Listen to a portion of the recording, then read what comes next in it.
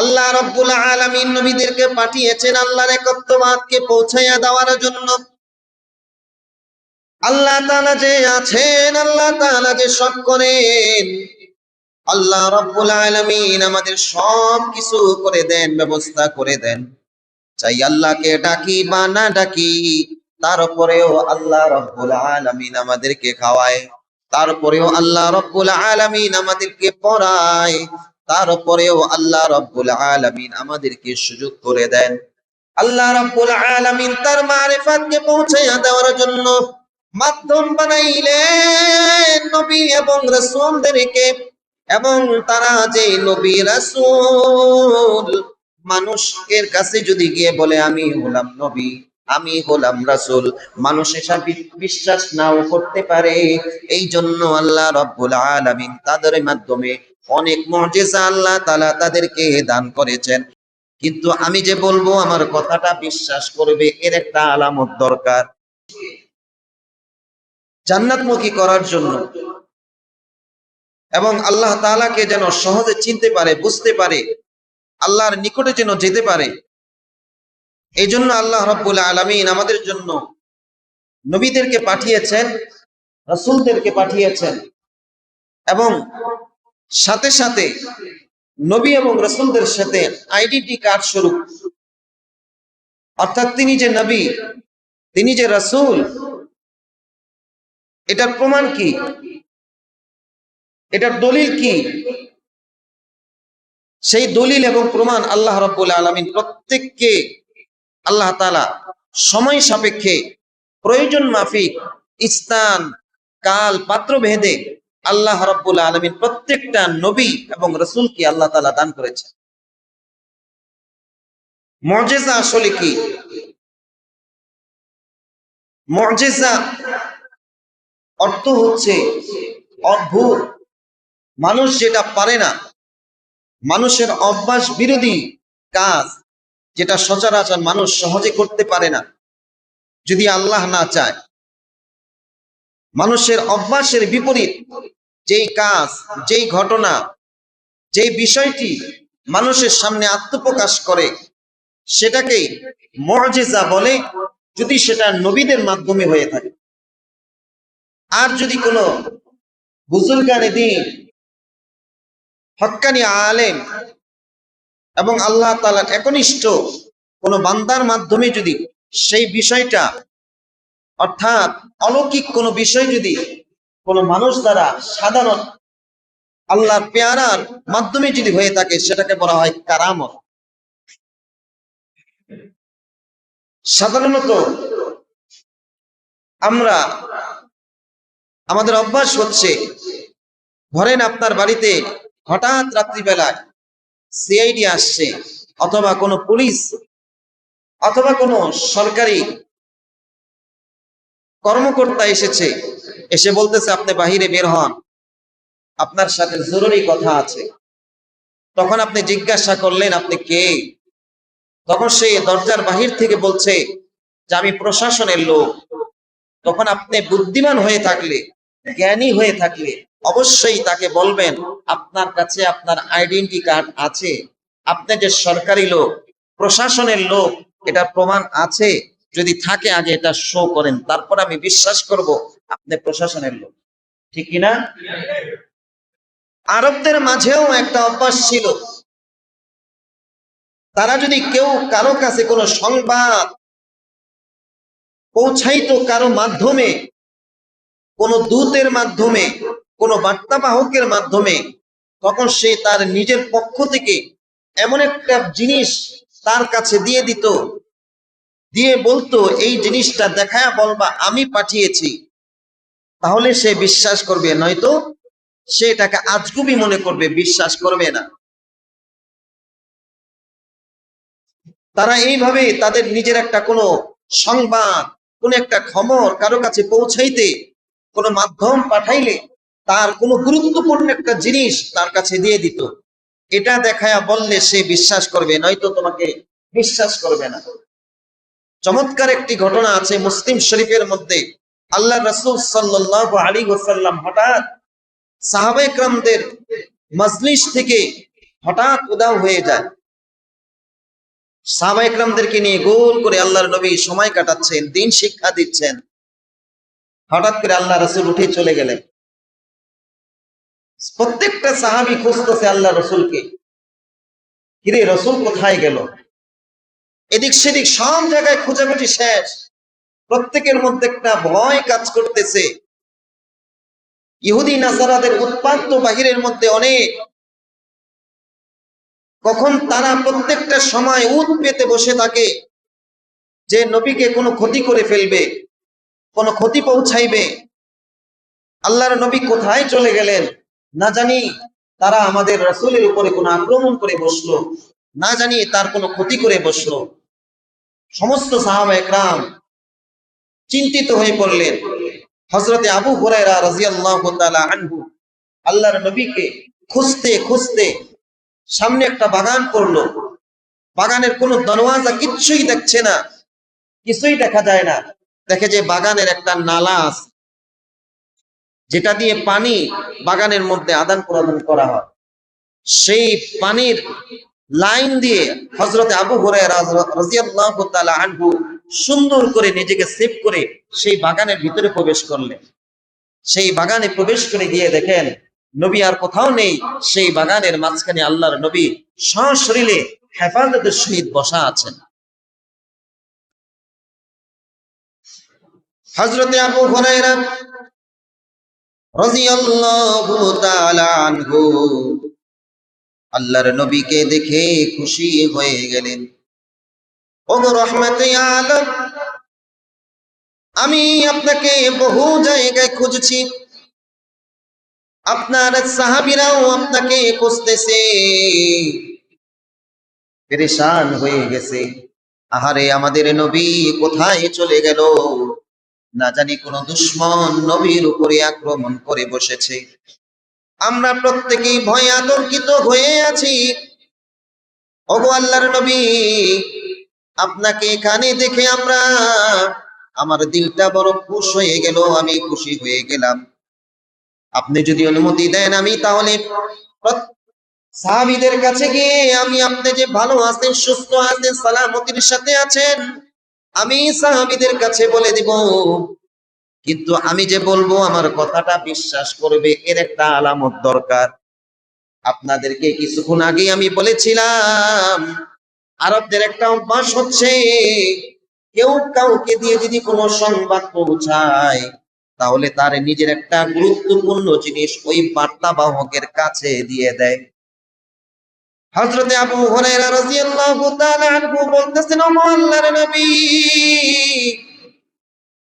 আপনার একটা গুরুত্বপূর্ণ জিনিস আমার কাছে দিয়ে দেন, আমি আপনার সাহাবীদের কাছে গিয়ে বলবো নবী ভালো আছেন, সুস্থ আছেন, হেফাজতের মধ্যে আছেন, সালামতিতে আছেন। রহমতে আলম নবী মুহাম্মদ মুস্তাফা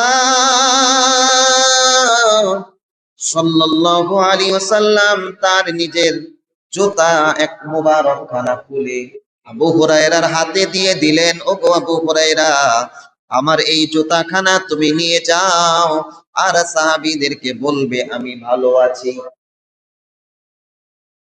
হযরতে আবু হুরায়রা রাদিয়াল্লাহু তাআলা আনহু রাহমাতাল লিল আলামিন তার জুতা মুবারক খানা নিয়ে যখন বের হবেন, আল্লাহর নবী পিছন থেকে ডাক দিয়ে বলেন, ওগো আবু হুরায়রা, যাইবা তাহলে শুনে যাও, তোমার যার সাথে সাক্ষাৎ হবে একটা মেসেজ দিয়া দিবা। একটা মেসেজ হবে, তোমার যার সাথে সাক্ষাৎ হবে তাকেই বলবা, মান ক্বালা লা ইলাহা ইল্লাল্লাহ, মান ক্বালা লা ইলাহা ইল্লাল্লাহ দাখালাল জান্নাহ। ও আবু হুরায়রা, যার সাথে তোমার সাক্ষাৎ হবে তাকেই এই সংবাদটা দিবা, বলে দিবা যে ব্যক্তি পড়বে লা ইলাহা ইল্লাল্লাহু মুহাম্মাদুর রাসূলুল্লাহ, ইয়াকিনু ইখলাসের সাথে যদি কেউ এই কালিমা পড়ে তাহলে আল্লাহ রাব্বুল আলামিন ওই ব্যক্তির জন্য জান্নাত ওয়াজিব করে দিবে। এটা হচ্ছে যে আরবদের একটা অভ্যাস, যদি কেউ কাউকে দিয়ে কোনো সংবাদ পৌঁছায় তাহলে তার গুরুত্বপূর্ণ একটা জিনিস তার হাতে দিয়ে দেয়। তো বলতেছিলাম, আল্লাহ রাব্বুল আলামিন নবীদেরকে পাঠিয়েছেন আল্লাহর একত্ববাদকে পৌঁছাইয়া দেওয়ার জন্য। আল্লাহ তাআলা যে আছেন, আল্লাহ তাআলা যে সব করেন, আল্লাহ রাব্বুল আলামিন আমাদের সব কিছু করে দেন, ব্যবস্থা করে দেন। চাই আল্লাহকে ডাকি বা না ডাকি, তারপরেও আল্লাহ রাব্বুল আলামিন আমাদেরকে খাওয়ায়, তারপরেও আল্লাহ রাব্বুল আলামিন আমাদেরকে পড়ায়, তারপরেও আল্লাহ রাব্বুল আলামিন আমাদেরকে সুযোগ করে দেন। আল্লাহ রাব্বুল আলামিন তার মারিফাতকে পৌঁছাইয়া দেওয়ার জন্য মাধ্যম বানাইলেন নবী এবং রাসূলদেরকে। এবং তারা যে নবী রাসূল, মানুষের কাছে যদি গিয়ে বলে আমি হলাম নবী, আমি হলাম রাসূল, মানুষ এসব বিশ্বাস নাও করতে পারে। এই জন্য আল্লাহ রাব্বুল আলামিন তাদের মাধ্যমে অনেক মুজিজা আল্লাহ তাআলা তাদেরকে দান করেছেন। হযরতে আদম নবী আলাইহিস সালাতু ওয়াস সালাম থেকে নিয়ে আমাদের নবী নবী মুহাম্মদ পর্যন্ত যত নবী এবং রাসূল দুনিয়ার মধ্যে আসছেন, প্রত্যেকটা নবী রাসূলের সাথে মুজিজা আল্লাহ তাআলা দিয়েছেন। আপনারা ইতিহাস ঘাটলে দেখবেন আমাদের পিতা হযরতে ইব্রাহিম নবী আলাইহিস সালাতু ওয়াস সালামের সাথে আল্লাহ তাআলা তাকে মুজিজা দান করেছেন। আল্লাহ রাব্বুল আলামিনের যখন একত্ববাদের কালিমা পৌঁছায়, তারা কেউ বিশ্বাস করে না, তারা তাদের বিরোধী মনে করে। আমাদের পিতা খলিলুল্লাহ তাকে রশিতে বাঁধিয়ে আগুনের মধ্যে ফেলে দেয়। আগুনের মধ্যে ফেলানোর পরে আল্লাহ রাব্বুল আলামিন বলেন, ও মানুষ, তোরা তো জানোস আগুন পুড়াইয়া দেয়, আগুনের মধ্যে মানুষ রাখো, আগুনের মধ্যে কাঠ রাখো, আগুনের মধ্যে যেটাই রাখো না কেন, আগুনের অভ্যাস হচ্ছে আগুন যেই জিনিস পাবে সেটাকে জ্বালাইয়া দিবে। এটা হলো আগুনের অভ্যাস। আর নমরুদ ভেবেছে ইব্রাহিমকে যদি আগুনে ফেলে দেয় তাহলে ইব্রাহিমকে আগুন খেয়ে ফেলবে, ইব্রাহিমকে আগুন জ্বালাইয়া দিবে। হযরত ইব্রাহিম নবী আলাইহিস সালাতু ওয়াস সালামকে হাতে বাঁধে, পায়ে বাঁধে, পুরা শরীর বাঁধিয়ে রশি দিয়ে আগুনের মধ্যে ফেলে দেয়। আল্লাহ রাব্বুল আলামিন আগুনকে বলেন, ও আগুন, قلنا يا نار كوني بردا وسلاما على إبراهيم قلنا يا نار।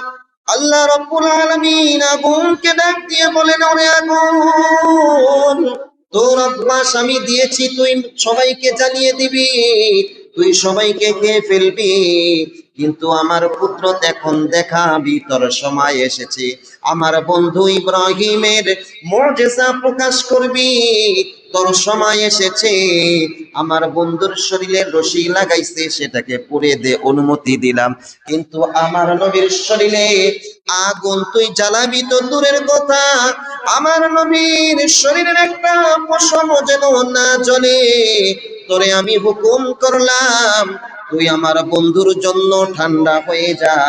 আল্লাহ রাব্বুল আলামিন এখানে বলেন বার দাও, বার দাও। বারদান অর্থ হচ্ছে ঠান্ডা হয়ে যা। এর পরবর্তী শব্দে আল্লাহ রাব্বুল আলামিন বলেন সালামা, অর্থাৎ আমরা জানি ঠান্ডা মানুষের জন্য ভালো, কিন্তু অতিরিক্ত ঠান্ডা মানুষকে আবার মৃত্যুর দিকে ঠেলে দেয়, ঠিক কিনা? অতিরিক্ত ঠান্ডা হলে মানুষ মরে না? বলে না শীতে ঠান্ডায় মারা গেছে অনেক মানুষ, গরমেও মানুষ মারা যায়, অতিরিক্ত ঠান্ডায়ও মানুষ মারা যায়। এই জন্য আল্লাহ রাব্বুল আলামিন এখানে বললেন, ও আগুন, তুই আমার বন্ধুর জন্য ঠান্ডা হয়ে যা। এমন ঠান্ডা হবি না যেই ঠান্ডায় আমার বন্ধুর কষ্ট হয়। এই জন্য আল্লাহ রাব্বুল আলামিন পরবর্তী শব্দে বললেন, ওয়া সালামান আলা ইব্রাহিম। আল্লাহ রাব্বুল আলামিন বললেন, এমন ঠান্ডা হও যেই ঠান্ডা আমার বন্ধুর জন্য সহনীয় হয়, আরামদায়ক হয়। কতদিন রেখেছে? মুফাসসিরিনগণ বলেন 40 দিন। হযরত ইব্রাহিম নবী আলাইহিস সালাতু ওয়াস সালামকে সেখানে রাখলেন। ওই রশি, যেই রশি দিয়ে তারে বান্ধিয়েছিল, ওই রশি তো ক্ষণিকের মধ্যে শেষ। কিন্তু বের করার পরে দেখে ইব্রাহিম যেমন দিয়েছে তেমনি বের করেছেন কে? কে করছেন? এটা কার কুদরত? আর হযরত ইব্রাহিম নবী আলাইহিস সালাতু ওয়াস সালামের জন্য এটা একটা মুজিজা, এটা একটা অলৌকিক ঘটনা। এই অলৌকিক ঘটনা দেখে আশেপাশে যেই সমস্ত মানুষ ছিল, জাদুকরেরা ছিল, প্রত্যেকটা মানুষ বলল যে আগুনের অভ্যাস তো পোড়াইয়া দেওয়া। কিন্তু আগুন ইব্রাহিমের রশিকে পোড়াইলো, কিন্তু ইব্রাহিমের শরীর তো দূরের কথা, একটা পশম পোড়ায় নাই। অবশ্যই ওই আল্লাহর ক্ষমতা আছে, ওই আল্লাহর চাইতে বড় আল্লাহর কেউ নাই। ইব্রাহিম আলাইহিস সালাতু ওয়াস সালামের হাতে হাত রেখে উপস্থিত সবাই মুসলমান হয়ে যায়। আল্লাহ রাব্বুল আলামিন সূরা তাহার 17 নম্বর আয়াত থেকে 21 নম্বর আয়াতের মধ্যে বলেন, মুসা আলাইহিস সালাতু ওয়াস সালামের হাতে লাঠি, আল্লাহ রাব্বুল আলামিন জানেন এই লাঠি দিয়ে কি হয়। তারপরেও মুসার মাধ্যমে মানুষকে জানাইবেন এই লাঠির শক্তি কি। এই লাঠির কোনো শক্তি নাই, কিন্তু আল্লাহ চাইলে লাঠির মধ্যেও শক্তি দিতে পারে। আল্লাহ রাব্বুল আলামিন কোরআনের মধ্যে এই ঘটনা উল্লেখ করেন, উল্লেখ করে বলতেছেন, ওয়ামা তিলকা বিয়ামিনিকা ইয়া মূসা। আল্লাহ রাব্বুল আলামিন মূসা আলাইহিস সালাতু ওয়াস সালামকে বললেন, ওগো মূসা, তোমার হাতে এটা কি?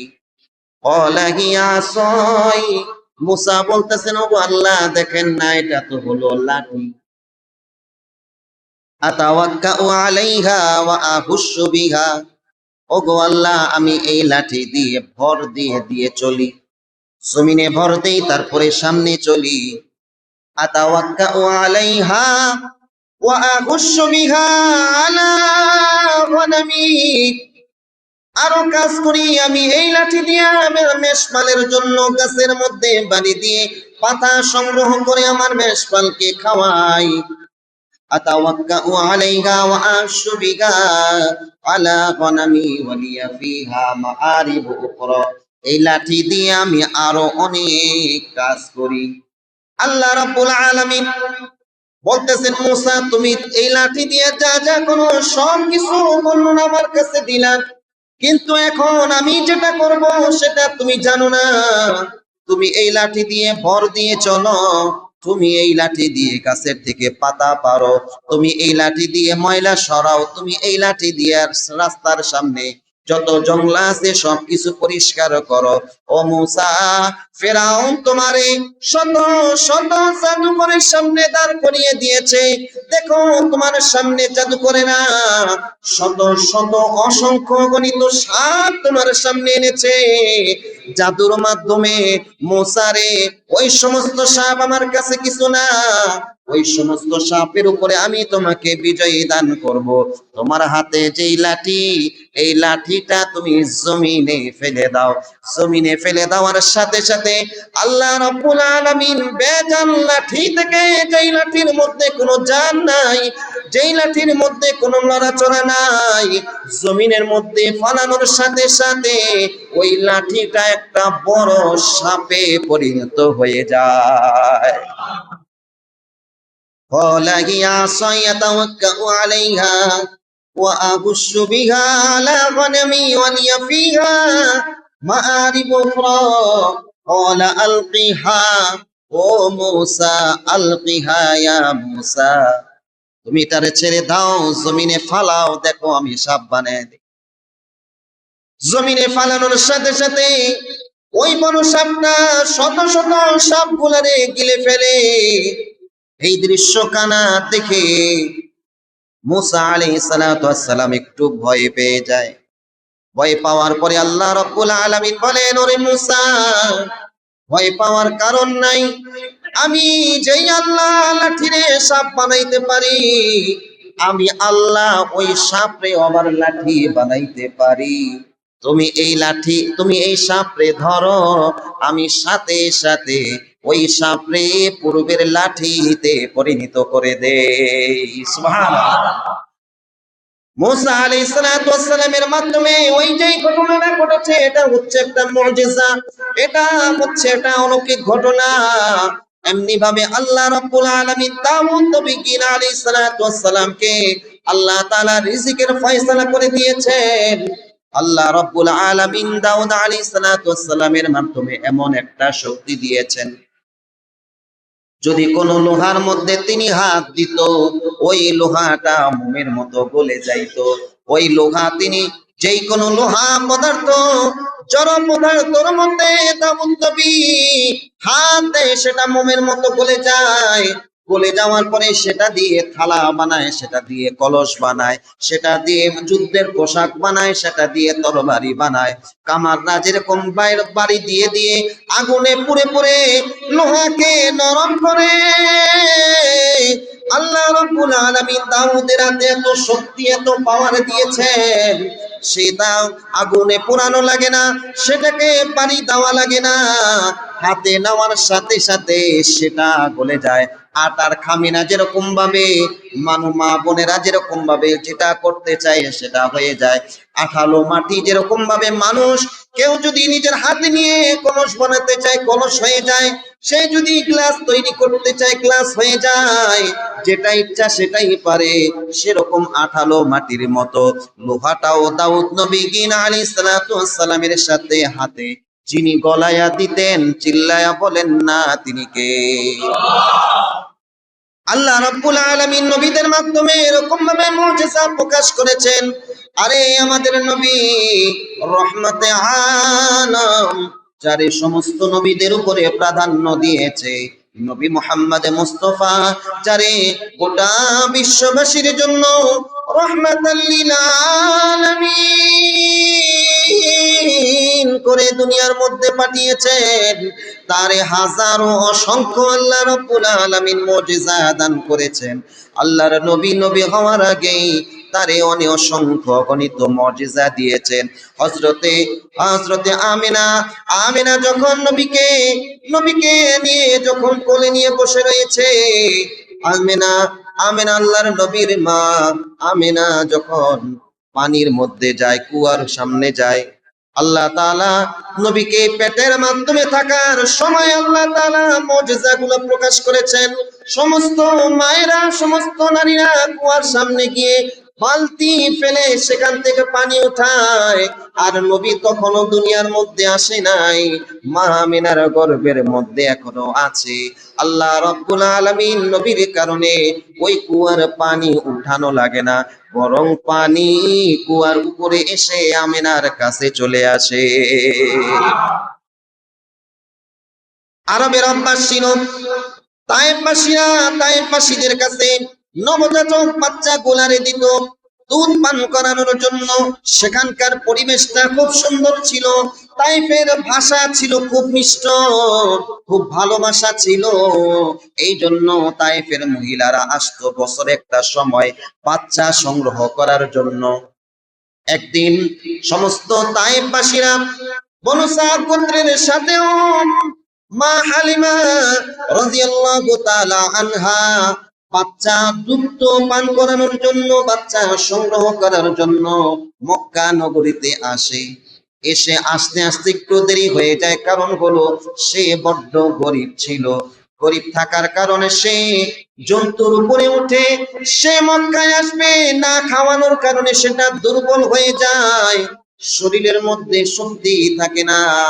তখন সে আস্তে আস্তে দেরি হয়ে যাওয়ার কারণে সে দেখে যে সমস্ত বাচ্চা, ধনির যত বাচ্চাগুলো আছে সমস্ত বাচ্চাগুলোরে মানুষ নিয়ে গিয়েছে, শুধু একটা বাচ্চা,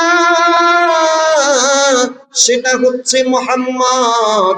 বাবা নাই, টাকা নাই, কোনো কিছু না থাকার কারণে মুহাম্মদকে কেউ নেয় নাই। মা হালিমা এসে দেখে যে মুহাম্মদ ছাড়া কোনো বাচ্চা মক্কার মধ্যে নাই। মা আমিনার কোলের মধ্যে রহমতে আলম লালিত হয়। মা হালিমা চলে যাবে, মা হালিমার স্বামী সে বলতেছে, ও হালিমা, খালি হাতে যাব, একটা বাচ্চা তো দেখা যায়, শুনছি ওই বাচ্চার কোনো টাকা পয়সা নাই, আরো শুনছি বাচ্চাটা এতিম বইলা কেউ নেয় না, চলো না বাচ্চাটার একটু দেখা যায়।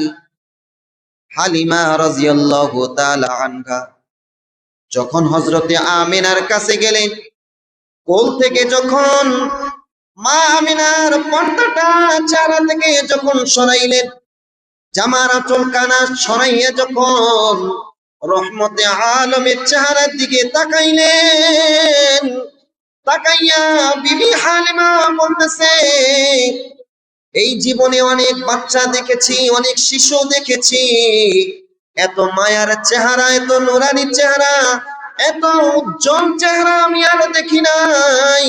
ছোট্ট মুহাম্মদকে দেখে কলিজার মধ্যে একটা দাগ আসে, একটা ধাক্কা দেয়, মনে চাইছে সাথে সাথে বাচ্চাটারে নিয়ে একটু চুমু খাই, একটু আদর করি, একটু মায়া করি, কেমন যেন মোহাব্বতের ঢেউ অন্তরের মধ্যে খেলে।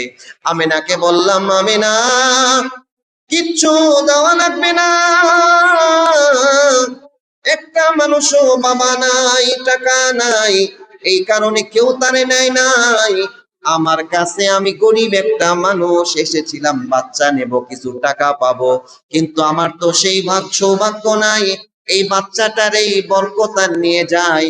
মা হালিমা যখন মোহাম্মদকে কোলে নেয়, কোলে নেওয়ার সাথে সাথে বুকের মধ্যে দুধ এরকম ভাবে এসে যায়। দুধ মানুষের দেখবেন আপনারা, মায়েদের স্তনে যখন দুধ বেশি বেড়ে যায় তখন এখানে ব্যথা অনুভব হয়। মোহাম্মদ, শিশু মোহাম্মদকে নেওয়ার সাথে সাথে মা হালিমার স্তনের মধ্যে ব্যথা শুরু হয়ে গেল। মা হালিমা সাথে সাথে মোহাম্মদ সাল্লাল্লাহু আলাইহি ওয়াসাল্লামকে দুধ পান করায়। এক সাইডে দুধ পান করে আরেক সাইডে নেয়। আরে আমার নবী বাচ্চা কাল থেকে ইনসাফগার ছিলেন, নবী এক সাইডের দুধ পান করে, আরেক সাইডের দুধ তার দুধ ভাইয়ের জন্য রেখে দেয়। এটা হচ্ছে আমার নবীর মুজিজা।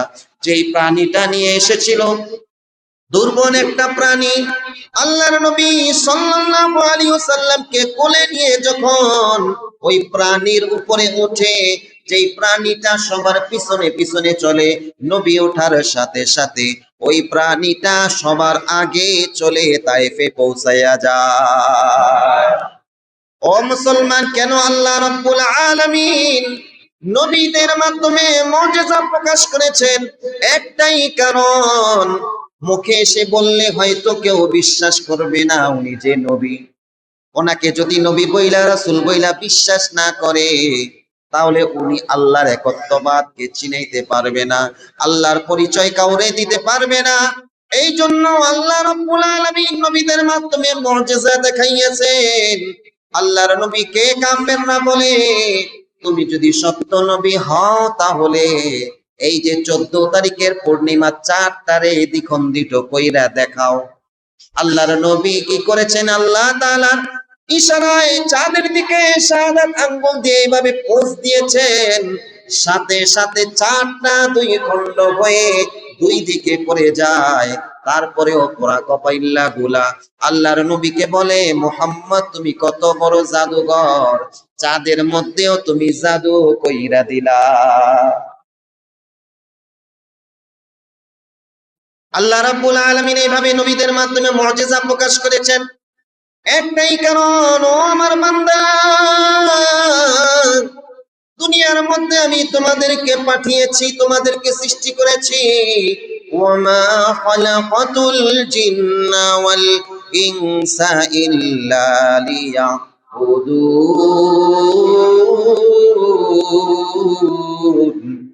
ও বান্দারা, তোমরা আমি আল্লাহর ইবাদত করবা, আমি আল্লাহর বন্দেগী করবা, আমি আল্লাহর বান্দা হয়ে থাকবা।